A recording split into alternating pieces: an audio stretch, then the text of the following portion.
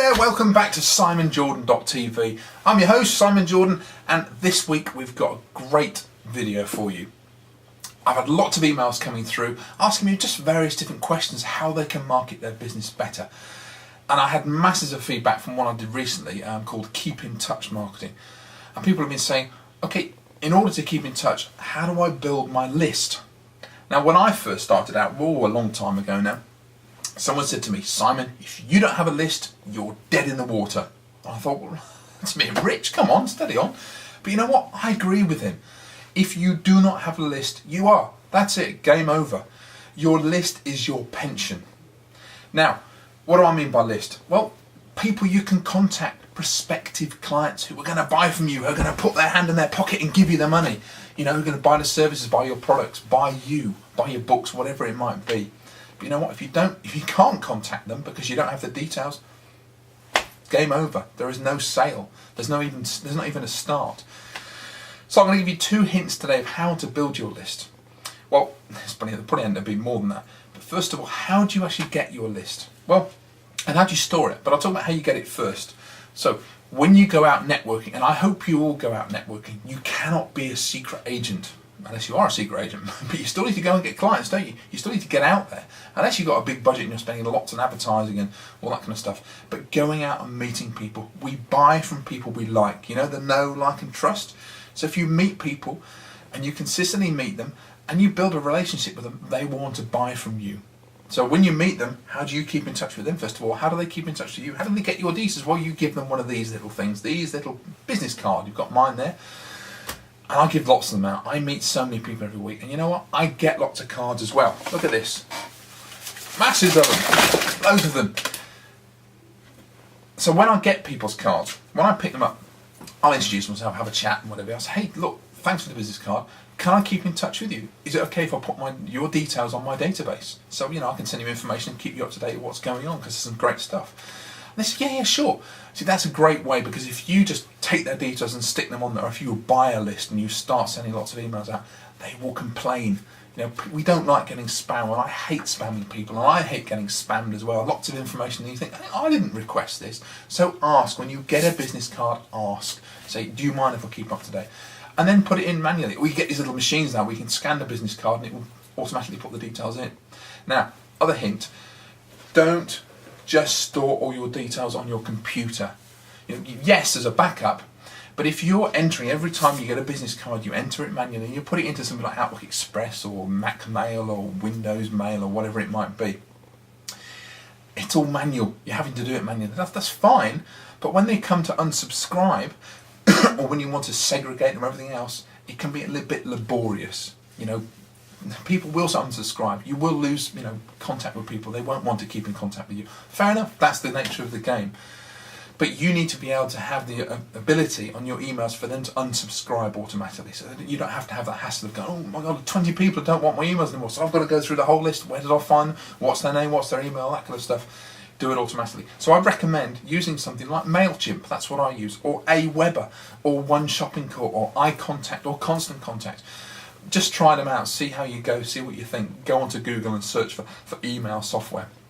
But they're online, and they can produce beautiful templates for you, so your emails look fantastic.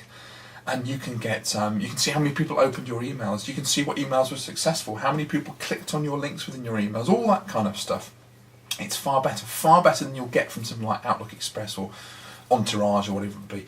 Use these guys. They're specifically set up to deal with your email campaigns. Plus, if you're sending out from your computer, you might get spammed, you might get big complaints, and if you get enough, your internet provider could shut you down. So use a recognised email provider. So, and you can find these on my resource page. If you go to gathermoreclients.com, and there's a resource page that I'm having trouble with my tongue today. So try that out. Okay, so you've got the cards, you've got all these cards, and you're putting them in, and you've got all these, and you're using an email client, something like that. That's great. So how else can we build a list? Right, if you go have a website, okay, and you've got visitors going on there, and you cannot capture their details, and I don't mean on a contact page, you know, please leave your name and email, and I'll give you an email, I'll give you an email back, or I'll phone you. I'm talking about giving them something in return.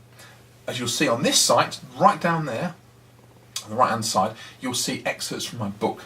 And if you sign up, if you leave your name and email, you'll start getting sections from that. And you'll get so much more as well. There's masses of stuff I send out. So that's how I capture details. And you can do the same. It's very, very, very simple. But if you have a website when you're not capturing details, it's like a shop with two open doors. They'll come in, they go, oh, that's very nice, and disappear. It'll be a ghost. Because you'll see the little visitor statistic that they've come, but you don't know who they are. You can't keep in contact with them. It's like running off down the road going, hey, come back, come back, come back. No, you don't want that. You want to capture their details. So what kind of thing do you use to capture their details? Well, give them a product. Give them something that they're interested in. Now, if you're selling a service, I don't know, it could be car cleaning. Well, in the winter, maybe you could put a hints and tips on how to keep your car rust-free during the winter with all the road salt about. I mean, this is off the top of my head. So you could say, my top 10 hints for keeping your car clean during winter. People love top 10 hints, that kind of stuff, because it's basically, it's broken down. You've got rid of all the rubbish and you're just providing the best details.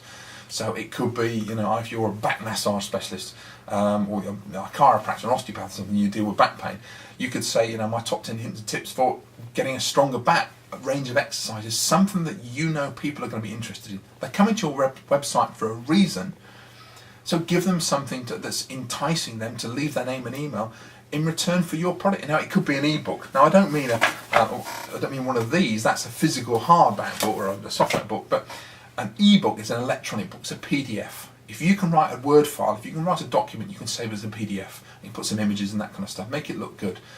But I wouldn't put on your website, sign up for my newsletter, because 9 times out of 10 nowadays people are fed up with newsletters. Because newsletters, is that really going to give me anything that I'm interested in? It's a sad case. It's changing. 2 years ago it was a lot easier.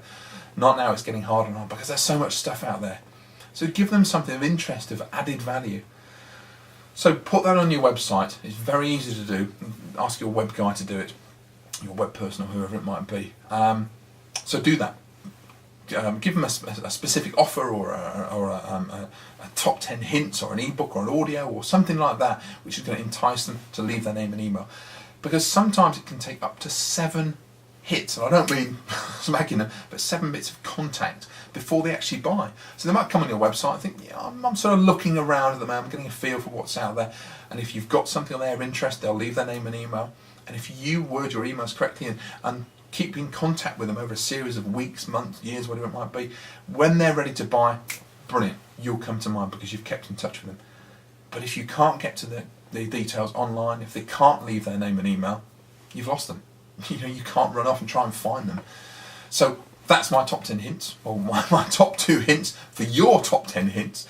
So this has been Simon Jordan from simonjordan.tv, and now we have now got the radio. I am now doing a podcast every single week, the Simon Jordan Radio Show. You can go onto the website, Simon Jordan Radio Show, it will come up down there, .com, simonjordanradioshow.com, and I'm interviewing business people every single week to find out how they've expanded their business, how they've gained success and that kind of stuff, and stuff that you can use for your business. So not just coming from me, but from other people as well, and people I've helped before, you know, create masses of wealth and really successful businesses.